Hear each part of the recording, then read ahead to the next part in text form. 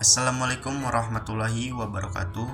Perkenalkan, nama saya Aditya Januar Putra Pamungkas dengan NIM 330302300066. Hakim adalah pejabat yang bertugas untuk memutuskan perkara hukum berdasarkan hukum yang berlaku.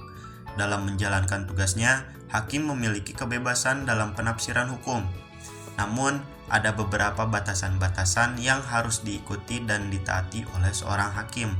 Batasan dalam penafsiran hukum mengacu pada prinsip-prinsip dan metode yang digunakan dalam menginterpretasikan undang-undang. Tujuan dari batasan ini adalah untuk memastikan bahwa penafsiran hukum secara konsisten, adil, dan akurat. Oleh karena itu, di sini saya akan menjelaskan beberapa batasan yang harus diikuti oleh seorang hakim dalam penafsiran hukum. Langsung saja, yang pertama ada primacy of legislation. Prinsip ini mengedepankan kekuatan dan keabsahan undang-undang sebagai sumber utama penafsiran hukum. Penafsiran harus didasarkan pada teks resmi undang-undang itu sendiri, serta maksud dan tujuan legislator yang mengeluarkannya.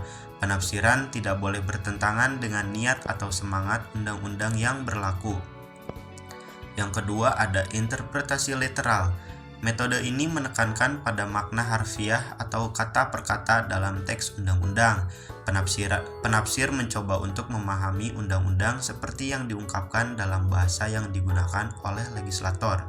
Namun, interpretasi literal harus diimbangi dengan maksud dan konteks undang-undang itu sendiri. Yang ketiga ada interpretasi historis. Metode ini melibatkan penelitian terhadap sejarah, latar belakang, dan niat legislator pada saat undang-undang dikeluarkan. Menggali informasi ini dapat membantu penafsir memahami maksud sebenarnya dari undang-undang tersebut. Namun, interpretasi historis juga harus mempertimbangkan perubahan sosial, ekonomi, dan budaya yang dapat mempengaruhi interpretasi saat ini. Yang keempat, kasus preseden. Prinsip ini mengacu pada penggunaan keputusan pengadilan sebelumnya sebagai panduan dalam penafsiran hukum.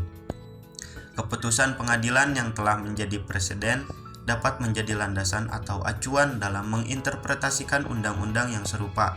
Namun, penafsir tetap perlu mempertimbangkan fakta-fakta unik dari kasus saat ini untuk memastikan keadilan dan kecocokan.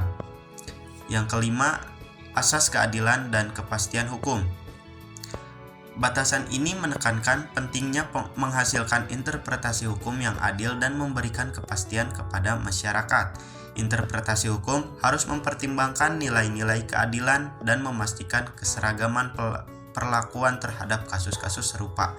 Selain itu, interpretasi juga harus memberikan pedoman yang jelas dan pasti bagi masyarakat sehingga mereka dapat mengatur kehidupan mereka sesuai dengan hukum yang berlaku. Yang keenam, proporsionalitas. Batasan ini menunjukkan bahwa interpretasi hukum harus memperhatikan prinsip proporsionalitas.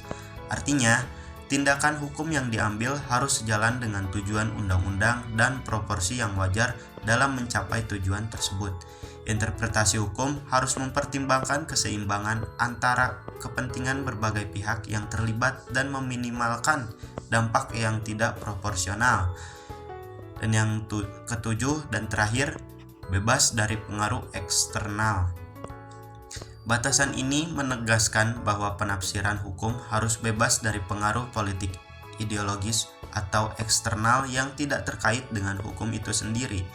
Penafsir hukum harus menjaga independensinya dan mendasarkan interpretasinya pada analisis teks undang-undang serta prinsip-prinsip hukum yang berlaku. Dari ketujuh batasan-batasan terhadap hakim itu perlu